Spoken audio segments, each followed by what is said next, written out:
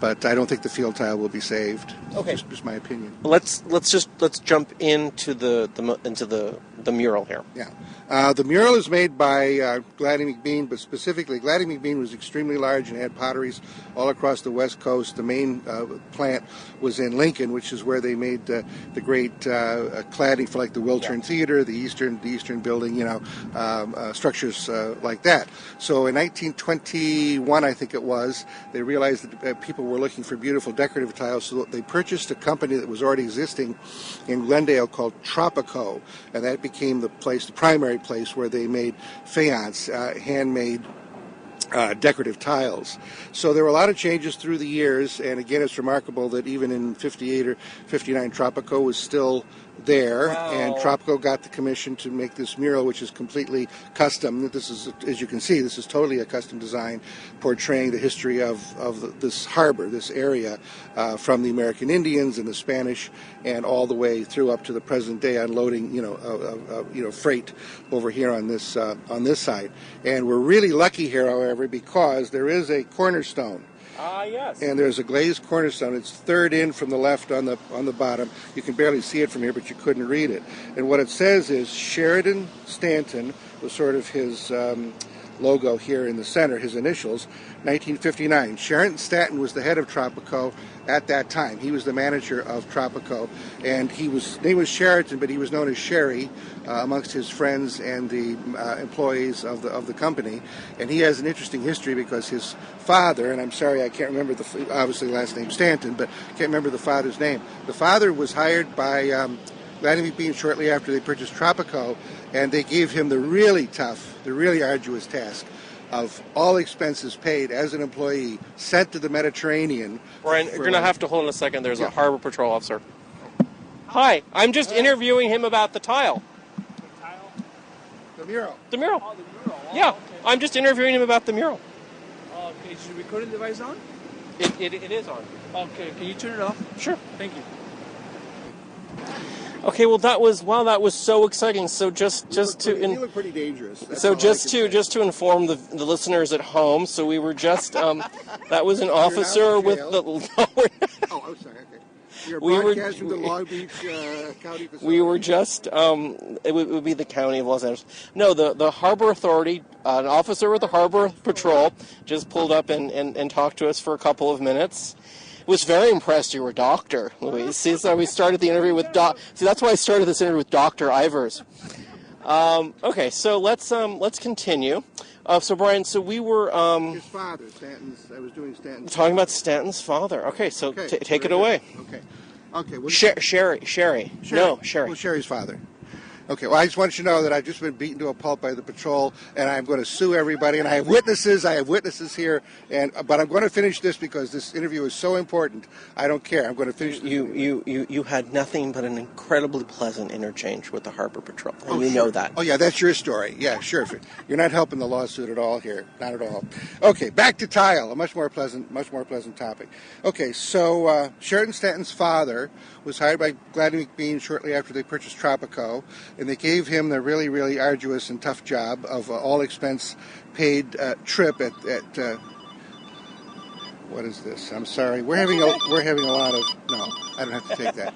So they paid him literally to go to the Mediterranean and spend like 6 months to a year doing nothing but just starting in the south of France and going all the way around the coast, all the way, Italy, Greece, Turkey, Egypt.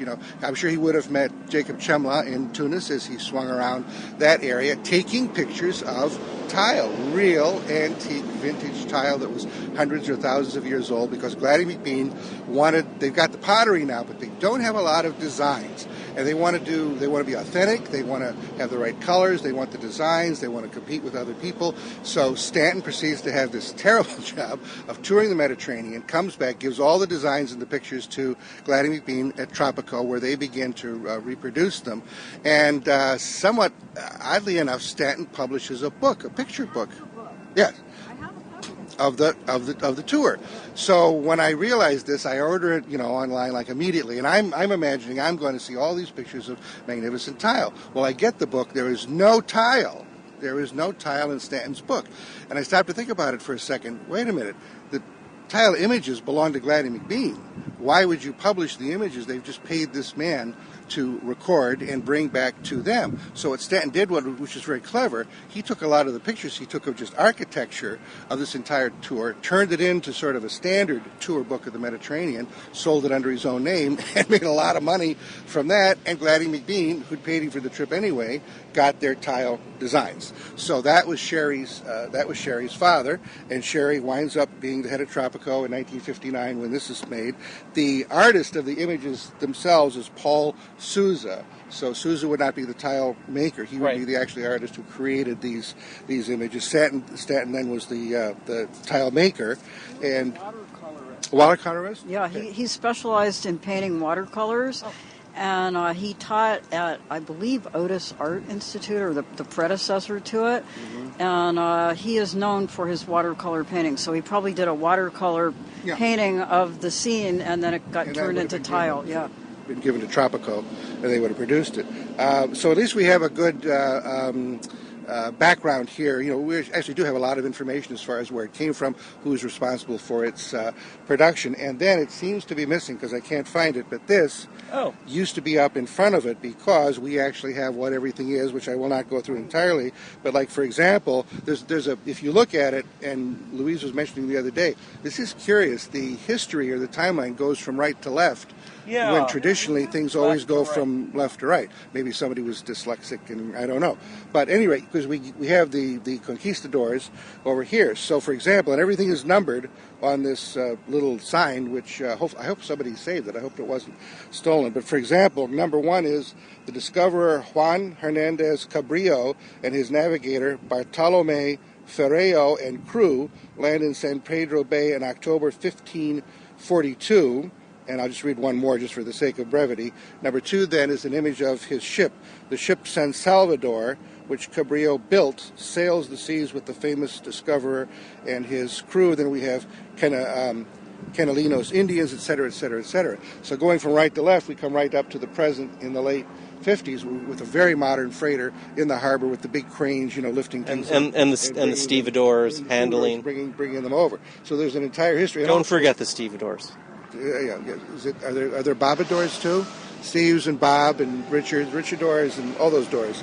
And in the back also, there's sort of an interesting timeline in a sense of ships, the historical ships, but also going from right to left, with becoming more and more modern until there's a steamer all the way over on the left hand side. Perfect. So that's the major history of that. And very quickly, at the end of World War II. During the reparations period after the war, Germany had 3 walking cranes. They were called Hermann the Germans. There were 3 of them, and they were given to the United States from German. They were taken from German harbors. Multiple harbors. 3 harbors, and 1 came here. And I don't know what happened to Hermann the German, but Hermann the German used to be here, one of the largest walking mobile cranes. It would walk itself from dock to dock to do its job. Do you have any idea what happened to it? I don't know. I have no idea what happened to it. I don't remember where the other 2 went, but one of the Hermann Germans, Germans came here. Was over here towards Terminal Island. Yeah. Okay. So long gone. We're going to go soon. So I want, before we go, thank you, Brian. That was very good. Yeah. Well, thank you. Okay, Louise, we have to talk about the cafeteria. Okay. Simply because we're just going to put it out there. Okay. Cafeteria, 1959, untouched. Go. Totally untouched, wonderful. All the fixtures, everything's still there. Right, wonderful chairs, tables, light fixtures, even the linoleum is all original. And it would be great if these elements could be saved and perhaps auctioned off to somebody who might use them in a restaurant. And this isn't just an idea at the top of your head. This is something that's been we've talked. So there's been a dialogue. Okay, but thoughts have wings. We got to put it out there. All right, we're gonna leave because I don't want any more law enforcement officers asking me for my business card. You've got a long record already. But will you please remind us who you are and the societies you're associated with and the preservation campaign?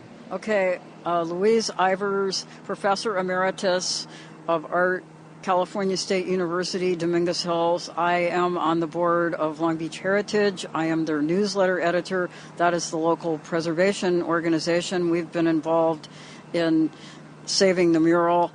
I'm also on the board of the Historical Society. The actual name is Historical Society of Long Beach. And they published my book, Long Beach, A History Through Its Architecture. I'm also on the Cultural Heritage Commission, which is a city commission. I was appointed by Mayor Foster. Thank you so much. You're welcome. My name is Carolyn Paxton. I'm an urban radish here in the downtown LA Arts District, and you're listening to You Can't Eat the Sunshine.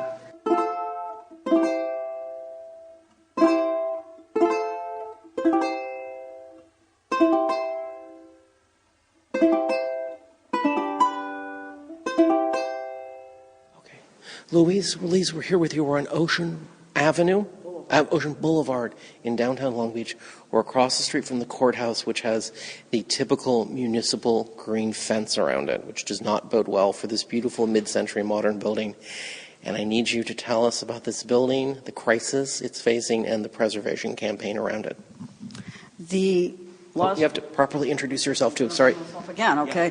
Yeah. I'm Louise Ivers, Professor Emeritus of Art History at California State University, Dominguez Hills.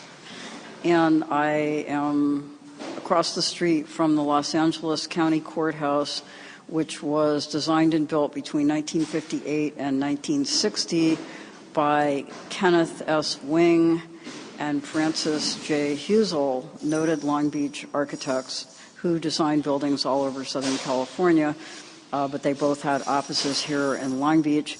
The building is slated for demolition.